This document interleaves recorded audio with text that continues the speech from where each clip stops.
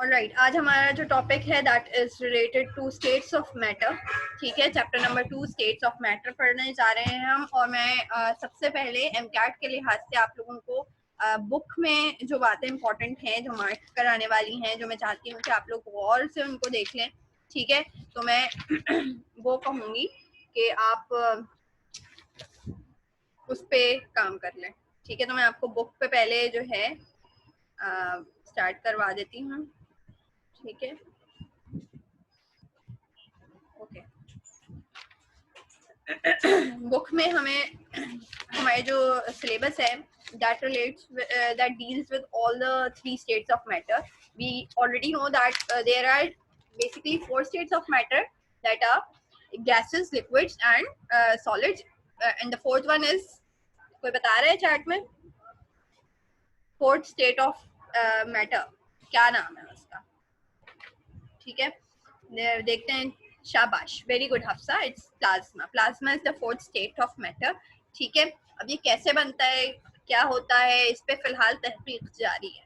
ठीक है, और इस पे फर्दर अभी जो है हम इट्स नॉट आवर टॉपिक। तो हम जो मेजरली जिसको डिस्कस करते हैं वो स्टेट ऑफ मैटर 3 है, that are gases, liquids and solid. और इन तीनों स्टेट्स की प्रॉपर्टीज जो है वो हमें बचपन से मालूम है, that gas has no shape of its own and it can be compressed or squeezed into smaller volume, और जो है इसका कोई लेकिन it does not have its own volume or shape. ठीक है, liquid does not have a shape but it does have some volume, a definite volume.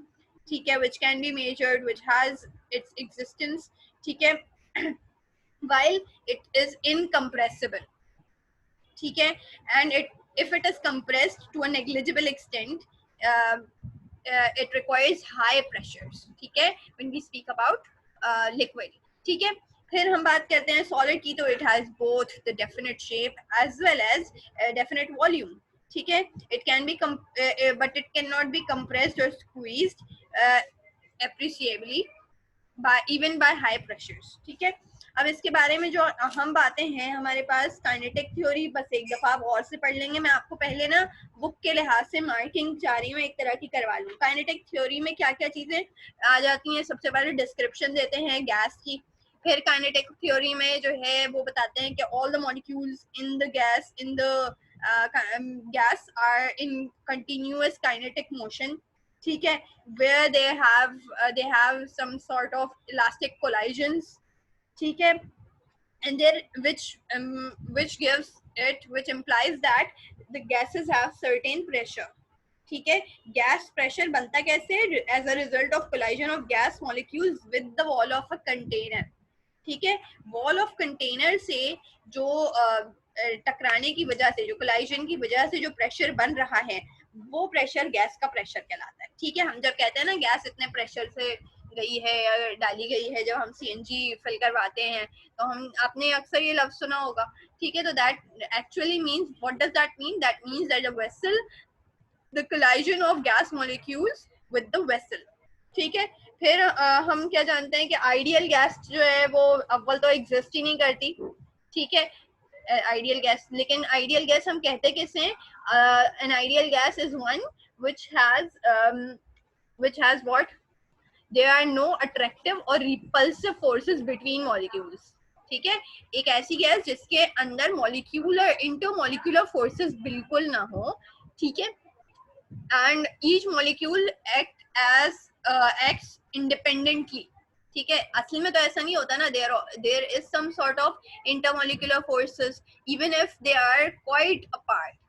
ठीक है, even if they are far apart.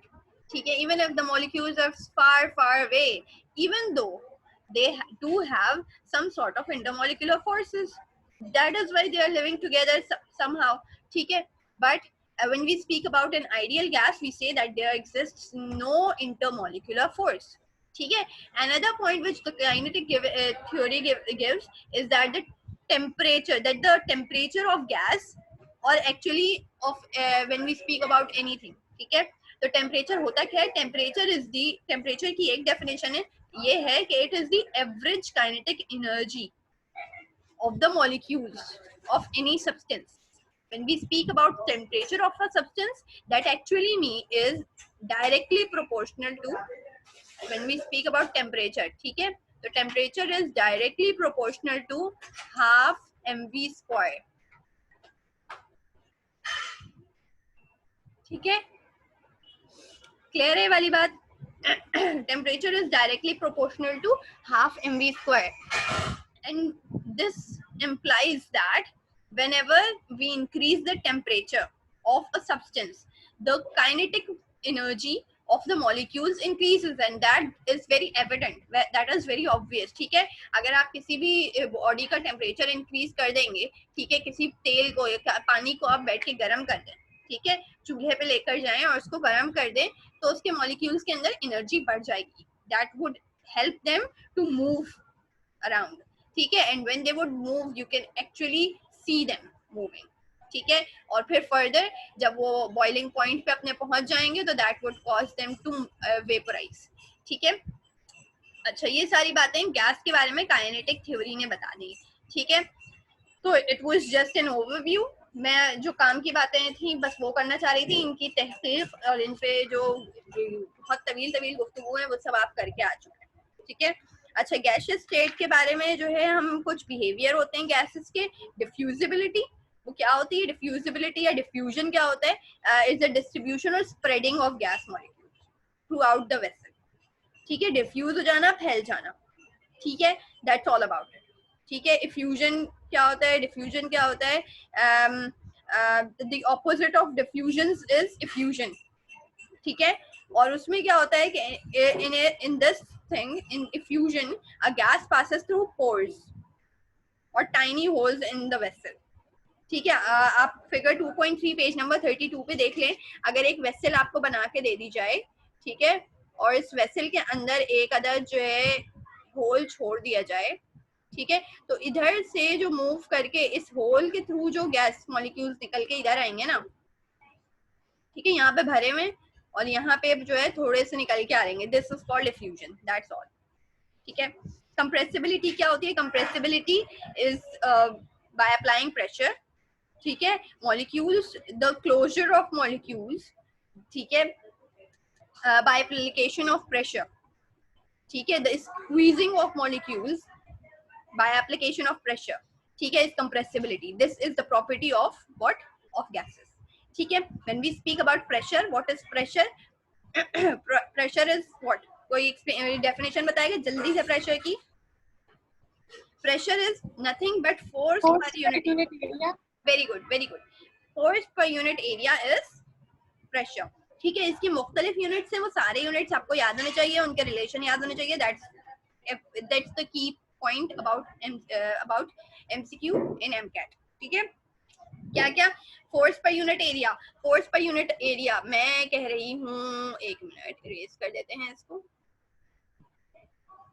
ठीक है, हमने लिया टेक्स्ट, सॉरी हमने लिया ड्राइंग, ठीक है, हम कह रहे हैं ये है force upon area, what is force upon area, force upon area is the what is the pressure, ठीक है। अब इसके क्या क्या यूनिट होते हैं, फोर्स का आपको कौन कौन सा यूनिट पता है, सबसे बढ़कर तो आपको ऐसा यूनिट पता होना चाहिए, that is newton per metre square, ठीक है, this newton per metre square when further detailed, ठीक है, फर्दर हम उसको जो है लेके जाते हैं into the into further express करते हैं, तो वो क्या हो जाता है कि kilogram into metre per second square, ठीक है, फिर जो है और यहाँ पे मीटर स्क्वायर है, तो metre divide by metre per second square, that gives you kilogram per metre into second square, ठीक है, and that makes the unit of pressure to B,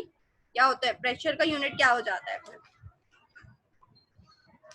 pascal, pascal, ठीक है, 1 पास्कल, ठीक है, ऑलराइट। अच्छा, और इसके अलावा और कौन सी यूनिट है, there is PSI, PSI is what is PSI, pound per square inch, ठीक है, PSI is pound per square inch, ठीक है। ये कौन से सिस्टम का यूनिट है, कौन सा सिस्टम है, British engineering system BE system में ये यूनिट है। और इसके अलावा जो पाउंड है, पाउंड के बारे में हमने बात की, जो पाउंड जो है वो फोर्स का यूनिट होता है बीई सिस्टम में, ब्रिटिश इंजीनियरिंग सिस्टम में। ठीक है, they did not use metre, they did not use centimetre, they did not use other such units, they use what, they use pounds and inches. ठीक है, तो उनके पास पाउंड पर स्क्वायर इंच।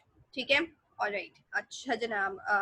और Tor भी एक यूनिट होता है। ठीक है, 1 mm equals to 1 mm of mercury, ठीक है, इज इक्वल टू 1 टॉर। ठीक है, and 760 mm of mercury mmHg is equal to 760 torr. ठीक है, ये आपको ये सारी वैल्यूज जो है याद होनी चाहिए। कौन कौन सी वैल्यूज? 760 1 mmHg। ठीक है, ये सारी आपके बल्कि पेज 34 पे आना। ठीक है, पेज 34 पे, बल्कि मुझे आप लोगों को ये भी बताना है कि पेज 34 पे आप लोगों को गिवन है बहुत सारी कुछ 2 एग्जाम्पल्स, तो उनको जरूर देखना। इस चैप्टर की एग्जाम्पल्स जो आपकी बुक में है, ठीक है, वो करना बहुत बहुत जरूरी है। ठीक है, पेज 34 पे एग्जाम्पल्स गिवन है, वो जरूर जरूर देखें। ठीक है, कन्वर्जन उसमें बताया हुआ है। ठीक है, torr to ATM, ATM to torr, 1 ATM is equal to 760 torr. ठीक है, और एटमॉस्फेयर टू टॉर में जाना होगा तो भी आपको मालूम है 760 टॉर इक्वल्स टू 1 ATM। ठीक है, तो ये वाला जरूर देखना। इसी तरह एक कन्वर्जन होता है Kelvin to Celsius, Celsius to Kelvin, ये आपको याद होना चाहिए। ठीक है, गैस लॉज हैं, बॉयल्स लॉ। ठीक है, बॉयल्स लॉ में आपको क्या क्या बातें याद होनी चाहिए? बॉयल्स लॉ का एक्चुअल फॉर्मूला, मतलब एक्चुअल जो उसने बात कही है वो क्या है बॉयल्स लॉ की? जल्दी से बताओ कोई, बॉयल्स लॉ क्या कहता है? What does Boyle's law say? Boyle's law says nothing but this. Volume is inversely proportional to pressure at constant temperature. Yes, it says this. ठीक है, इसको क्या पढ़ोगे? Volume is inversely proportional to pressure. ठीक है, और अगर मैं इसको ऐसे लिखती तो क्या होता? How would you read it out?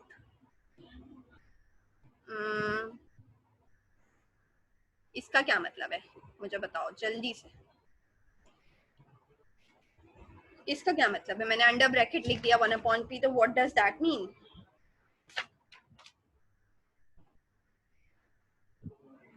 अगर ऐसे लिखते हैं, मतलब है दोनों?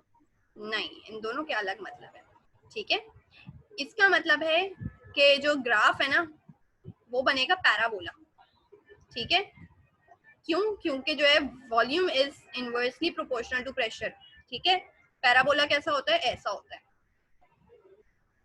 सॉरी, जो भी है आप वो खुद बना लेना। ठीक है, ये तो मालूम है ना?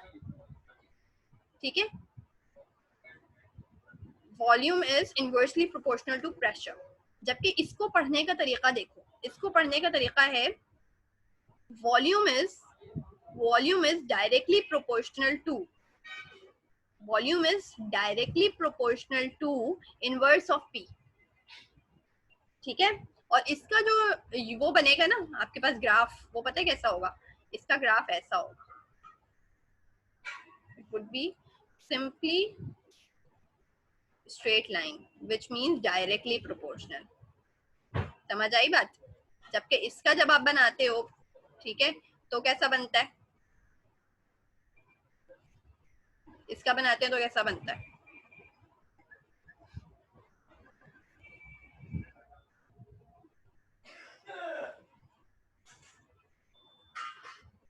ऐसा बनता है ना? ठीक है, कीपिंग इन माइंड दैट यहाँ पे हम क्या रख दें, यहाँ पे हम रख दें एक अदद, यहाँ पे हम रखें, क्या रखें, इस तरफ v रखें दोनों पे। ठीक है, इधर भी v, इधर भी v, और x एक्सिस पे p। समझ आ गई? इन दोनों में दोनों बॉयल्स लॉ हैं, but how to read it out and how to read this one out, ठीक है, both should be known to you. ठीक है, फिर हमारे पास एक और लॉ आता है, the name is Charles law. which says nothing but V is directly proportional to T. Volume is directly proportional to T. This is another gas law. ठीक है, फिर आप एक गैस लॉ पढ़ते हैं. What does that it says? What does that say? ठीक है, Avogadro's law. उधर हम क्या कहते हैं कि V is directly proportional to N. ठीक है, नंबर ऑफ मॉलिक्यूल्स. ठीक है, और फिर इससे जनरल गैस इक्वेशन बनती है जो कि क्या कहती है, P V equals to N R T. R के जो दोनों वैल्यूज हैं ये याद कर लेना. ठीक है, आर की जो दोनों वैल्यूज हैं, दोनों आपके पास डिफरेंट जो है क्या कहते हैं यूनिट्स में, वो आप याद कीजिएगा. ठीक है, 0.0821 डीएम क्यूब एटमॉस्फेयर पर केल्विन पर मोल. ठीक है, ये वाली एक वैल्यू, और दूसरी वाली value 8.31 newton metre per kelvin per mole. ठीक है, दोनों वैल्यूज अपने पास लिख लो कि ये याद करनी है. निकालने को आपसे कोई कुछ नहीं कहेगा, वैल्यू पूछ लेगा. ठीक है, और फिर मैं अगेन कह रही हूँ पेज नंबर 44 पे, पेज 44 पे आपको एग्जांपल्स गिवन है. ठीक है, do look at that. Page 44 की एग्जांपल्स भी देखनी है. बहुत आसान आसान एग्जांपल्स है, मैं क्लास में बैठ के आपको बिला वजह सॉल्व करवाऊंगी अगर मैंने करवाया. ठीक है, इसलिए I don't want to waste your time, और जो काम की चीज़ है मैं वो करवाना चाह रही हूँ. ठीक है, इसी तरह पेज 45, मतलब इन continuity of 44, 45 there are more examples. ठीक है, you need to look at them and practice them, to practice them. ठीक है, बहुत easy सी है. फिर आता है हमारे पास Graham's law of diffusion. What does that Graham's law of diffusion say? ठीक है, the Graham's law of diffusion says that rate of diffusion of a gas is inversely proportional to the square root of its density or its molecular mass. Clear? तो उसकी जो equation है वो आपको याद होनी चाहिए. और यानी कि अगर मैं एक गैस ले रही हूँ, ठीक है, तो उसका क्या हिसाब किताब होगा, that would be like this. या तो वो अपने अंडर रूट ऑफ डी के बराबर होगा, से इनवर्सली प्रोपोर्शनल होगा, यानी डेंसिटी. ठीक है, या फिर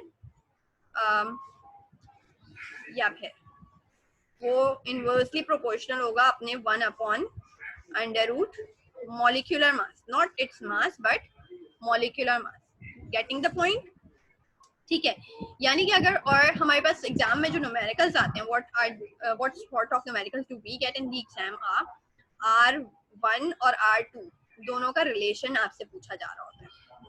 ठीक है, R1 और R2 का relation, and that relation would be of what sort.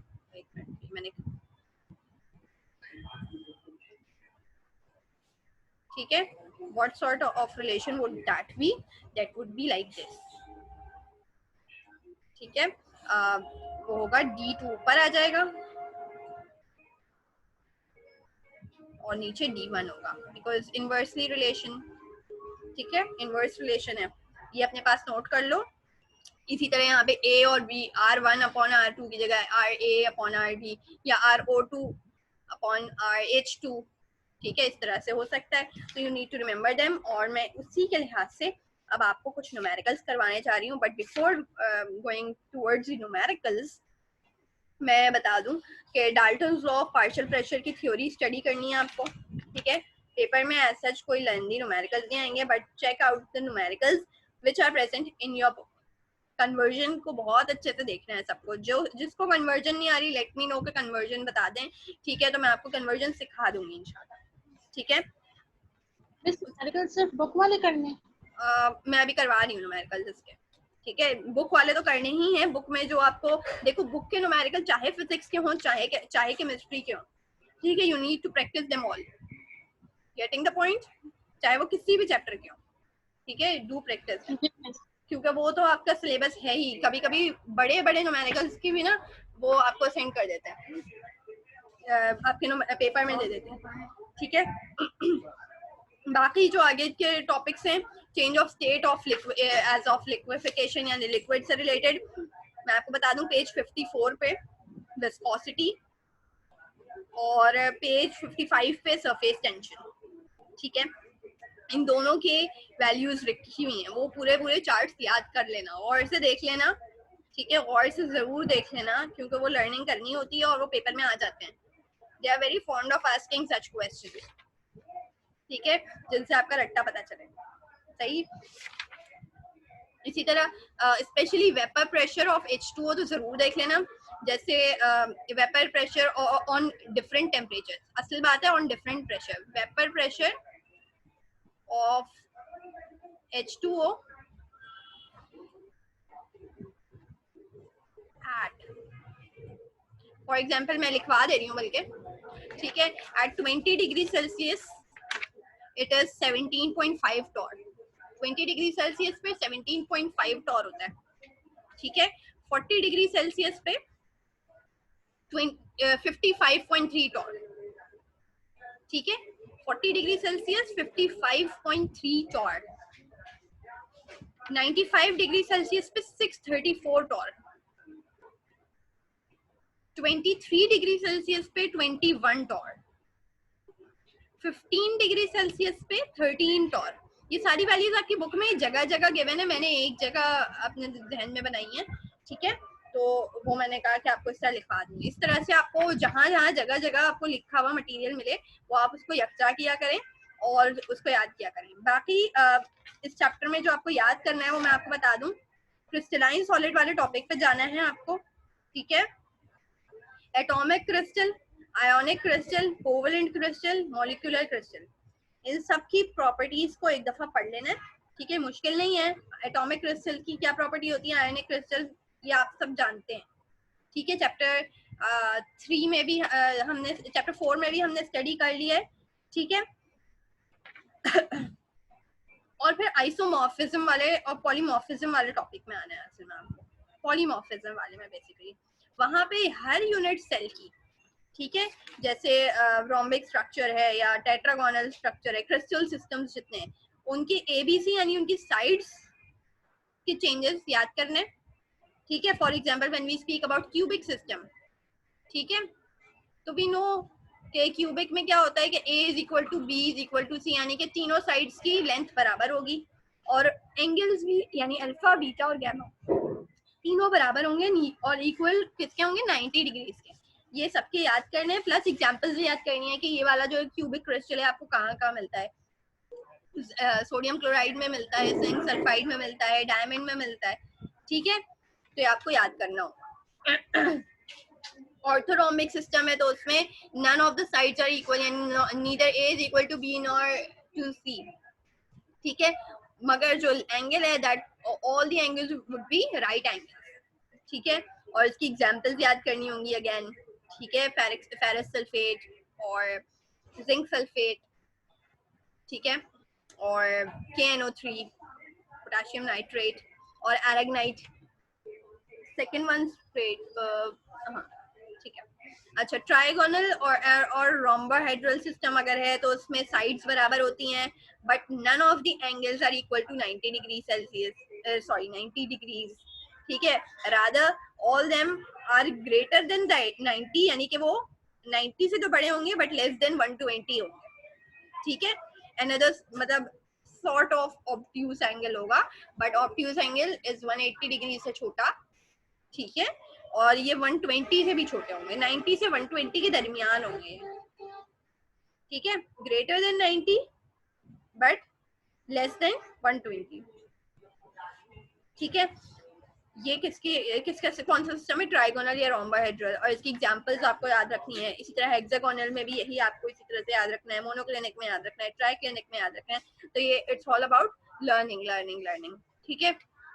ये हो गया हमारा ओवरऑल इस चैप्टर में जो आपको चीजें लर्न करनी है, याद करनी है. और कॉन्सेप्चुअल जो चीज थी वो मैंने ओवरऑल आपको एक्सप्लेन कर दी है. हम आते हैं न्यूमेरिकल्स पे, ठीक है. अब आते हैं न्यूमेरिकल्स पे इंशाल्लाह हम. और न्यूमेरिकल्स जो ज्यादातर हमने जो बुक से बाहर जो बहुत मुश्किल वाले होंगे, देखो PVNRT वाले अगर मैं बैठ क्लास में प्रैक्टिस करवाऊँ तो दैट मेक्स नो सेंस, क्योंकि वो आपको आते हैं, ठीक है. और पास पेपर्स भी उठा के देखोगी तो वो कर लोगी इंशाल्लाह, ठीक है. बाकी ये है कि लर्निंग से ही असली बात होगी, ठीक है. अच्छा, So what I want you to study right now are the numericals related to देखते हैं आप लोग खुद ही गेस कर लेंगे किस चीज से रिलेटेड है, ठीक है। 2 मिनट मुझे दो, ओके।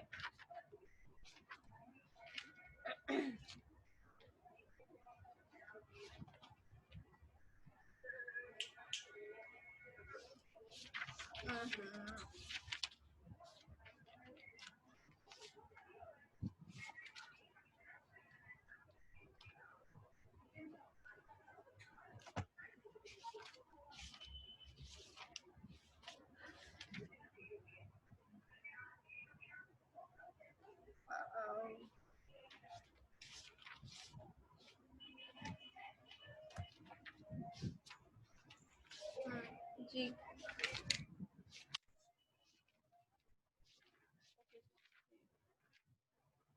सही। अच्छा, एक और कॉन्सेप्ट था जहन में आ रहा है, जूल थॉमसन इफेक्ट, ठीक है। आपसे गैस के हवाले से पूछते हैं कुछ कॉन्सेप्ट, ठीक है। तो जूल थॉमसन इफेक्ट क्या होता है? When a highly compressed gas is suddenly allowed to expand, ठीक है। एक पहले बहुत ज्यादा कंप्रेस्ड गैस थी और उसको आपने जो है एक्सपेंड कर दिया अचानक से, तो उसमें जो है वो कूल हो जाती है, ठीक है। It causes some cooling effect. वो जो कूलिंग इफेक्ट है ना, वो कहलाता है जूल थॉमसन इफेक्ट, ठीक है। जूल थॉमसन इफेक्ट देखना। अच्छा, अब हम कुछ न्यूमेरिकल से बात कर लेते हैं। मैं पहले एक दो न्यूमेरिकल अपने पास सॉल्व करवाऊंगी और बाकी क्वेश्चंस आपको नोट करने दूंगी, ठीक है। तो जल्दी से नोट करना शुरू करें। Compare the rate of diffusion of hydrogen and helium gas. Let me clear all this up. ठीक है, ठीक है। मैं क्वेश्चन लिखवा रही हूँ। Compare the rate of diffusion. Compare the rate of diffusion of hydrogen and helium gas. कि कैसे करेंगे? डेंसिटी तो नहीं मालूम हमें, तो हम कौन सी चीज यूज करेंगे? Which thing would we use? हम यूज करेंगे ये वाले आर, जी बिल्कुल, molecular mass, not mass, molecular mass, ठीक है। अब जाहिर है हमारे पास मास थोड़ी है, और अगर हो तो भी यूज नहीं करना, तो हमें किसको यूज करना है? हमें मॉलिक्यूलर मास ही यूज करना है। हो सकता है आपको एग्जाम में मासेस जो है वो कंफ्यूज करने के लिए दे दिए जाए, बिकॉज रेट ऑफ डिफ्यूजन तो मॉलिक्यूल पर डिपेंड करेगा। हमें मालूम है this is equal to this, ठीक है। और हम फौरन उठाएंगे, मासेस लगाएंगे। मासेस क्या है? ऊपर किसका आएगा? हीलियम का, ठीक है। और नीचे किसका आएगा? हाइड्रोजन का,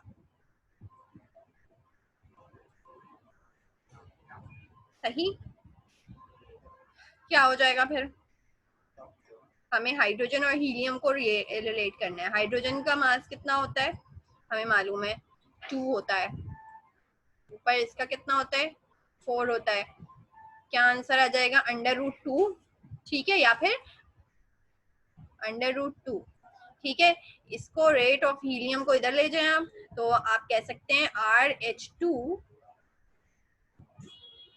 इज इक्वल टू 1.44, √2 की वैल्यू याद होनी चाहिए, 1.44 RHE, या फिर वो आपसे सिंपल √2 RHE भी कह सकते हैं। समझ आ गई? इसी तरह एक और लिखें, compare the rate of diffusion of protium and deuterium gas.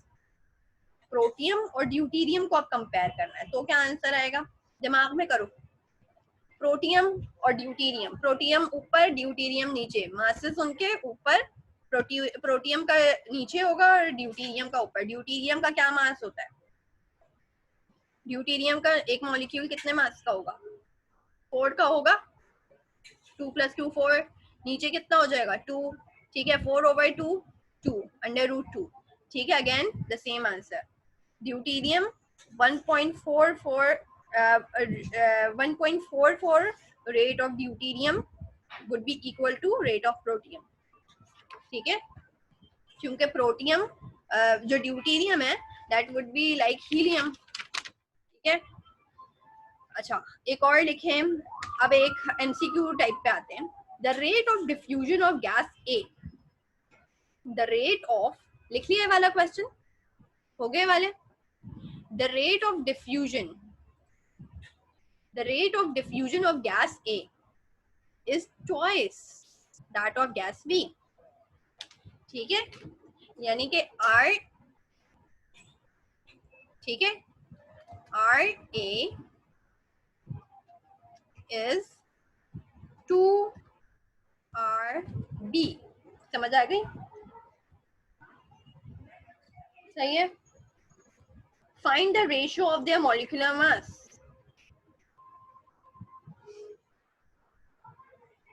ठीक है, find the ratio of molecular mass. आपके पास ऑप्शंस क्या हैं? ऑप्शंस मैं बता दे रही हूँ.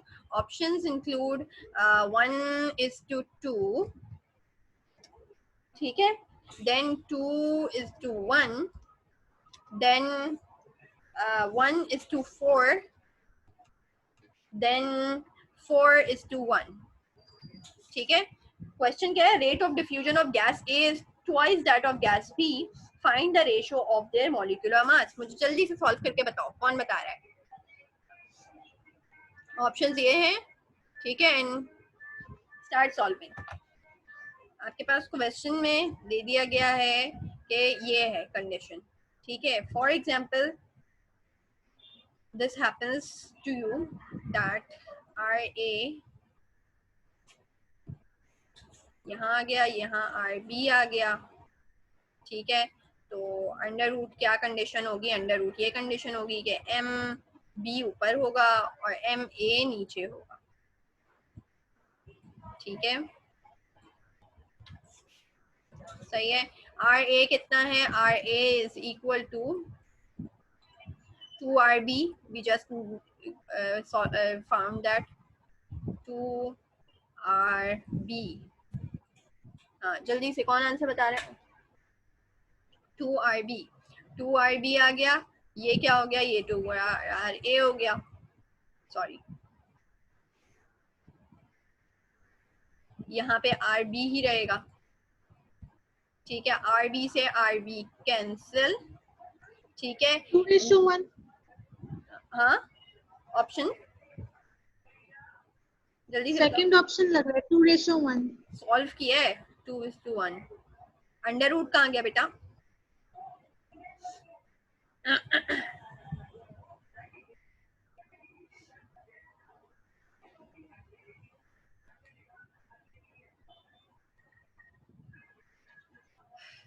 अंडर रूट भी तो देखोगी. अच्छा, ये अंडर रूट अब किस तरह सॉल्व होगा? अंडर रूट जब इस तरफ जाता है तो क्या करते हैं? स्क्वायर हो जाता है ना, यही होता है. RB से RB 4:1. तो क्या हो जाएगा? हमें क्या? 4:1.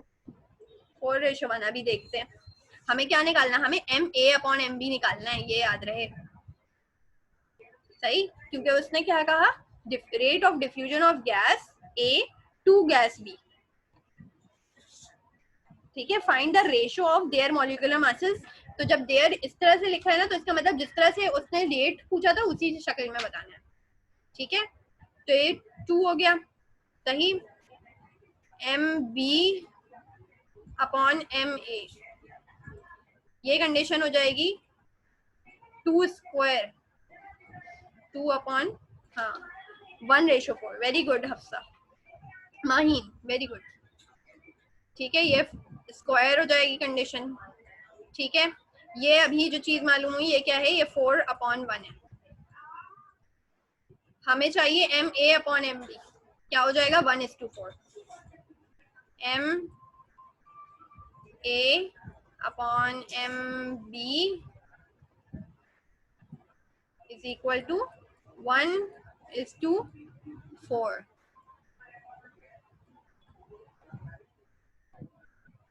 सही. Note down another question and I'll taking the answer in the next session. ठीक है, rate of diffusion of gas A is 3 times that of gas B. rate of diffusion of gas A is 3 times that of gas B. Find the ratio of their molecular masses. यहाँ पे options हैं 1:3. Next option is 3:1. Next option is 1:9. Another is 9:1. ठीक है. Rate of question दोबारा repeat कर रही हूँ. Rate of diffusion of gas A is 3 times that of gas B. Find the ratio of molecular masses. जल्दी से मुझे reply करो. जल्दी. फिर हम ये meeting end करें. I have less than 1 minute remaining. जल्दी एक बच्चा भी reply करे क्योंकि meeting end होने वाली है ताकि हम next class की तरफ move करें. जी 9:1. Mahin, again we need to go for mass A, molecular mass of A over molecular mass of B. ठीक है. So it would be like. लेकिन मिस ये क्वेश्चन में तो गिवन था नहीं. ये खुद देखो. हाँ देखो, तो मैं पहले क्या कहा गया, rate of diffusion of gas A is 3 times that of gas B. यानी पहले बात आई A:B के रेशो की. ठीक है. अब वो कह रहे हैं कि इसी तरह इसी अंदाज में हमें बताओ कि जो है मॉलिक्यूलर मास का क्या रेशो है. ठीक है. अगर मैंने तुम्हें RA over RB बता दिया.